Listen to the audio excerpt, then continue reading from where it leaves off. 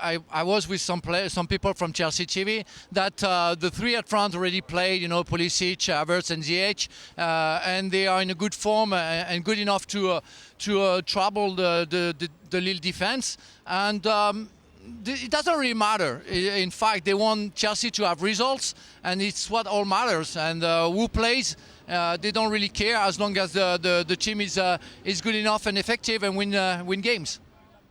Obviously, Robbo, they've got the Carabao Cup final this weekend. The fact that he didn't play a single minute today, does that suggest he certainly won't start against Liverpool?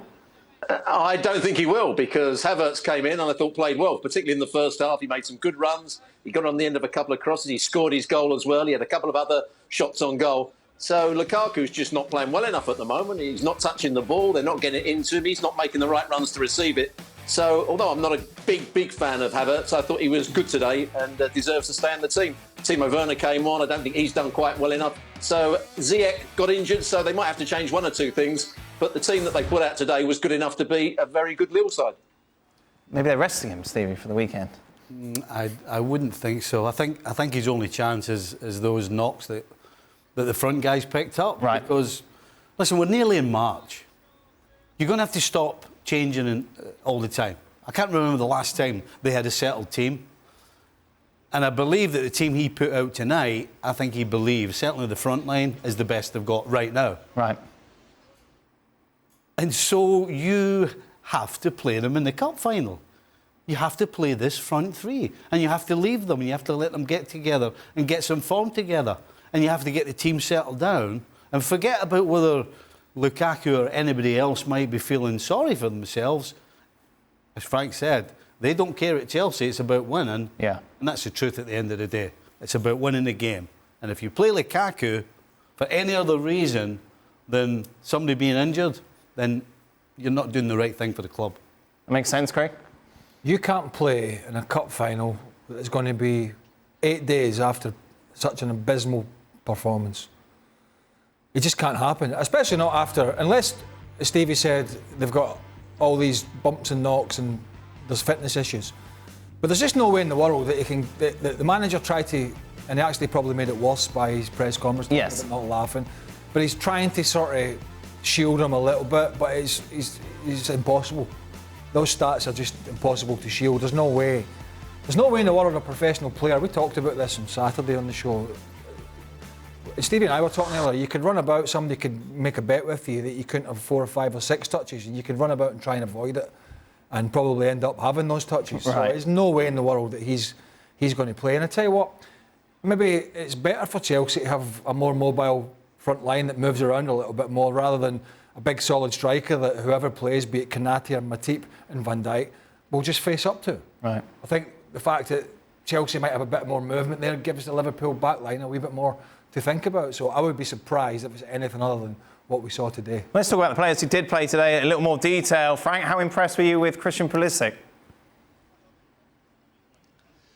He had a very good game, and I enjoyed the fact that he worked on what he had to do on his first function as a forward player, but he also worked, defensively. I saw him after an hour running after, I think, Sanchez and tackling him and doing everything. It was really what we expect, Captain America doing his best offensively and replacing himself, when he was losing the ball. So he did the job like the three at the back. It's still, for me, not enough. I think overall that Chelsea was effective, was professional, but let's say that nowadays you have to bury the fact that we can have a little bit of craziness. I think the players and coaches want everything to be perfect, so they calculate a lot. But overall, Pulisic did his job, everybody did his job, and they deserve to win. Took his goal well. He did take his goal well. And the one criticism, and the only criticism certainly I've got about Pulisic, is that final piece. Right. Because when he's on his game, he scares the life out of defenders with his pace. He's so direct, he runs at them. I mean, there's not that many players in world football today who actually run at anybody. It's all pass, pass, pass. And so when he's on his game, he really is a nightmare for any team. I don't care what team it is in the country. But he has to get more consistent with his final pass and his final decision. And if he does that, then it will be Christian Pulisic and 10 others. That's the possibility of him being that good is there. Well. But he's got to get the consistency, though. That's what's missing. Do you agree? I'm not sure I'm going to go Christian Pulisic and 10 others. But I mean, I think if he has end product... I'll tell you what, let me put it a different way. You know the greatest players, the best players? Although they're going at full pelt, 100 miles an hour, we talk about the game slows down for them. Right.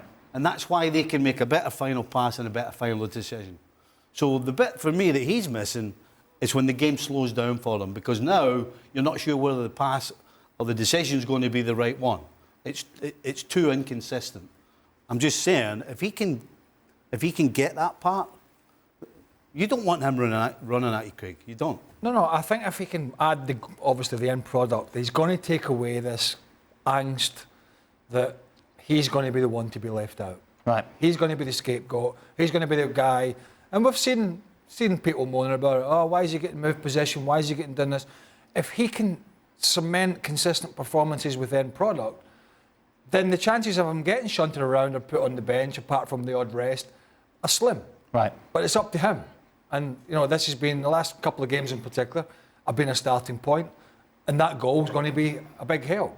So, yeah, and obviously in that front three, with that pace and that movement I talked about, then that kind of fits in. So it's like everything else, down to the player. Thanks so much for watching ESPN on YouTube. And for more sports highlights and analysis, be sure to download the ESPN app. And for premium content and live streaming, subscribe to ESPN Plus.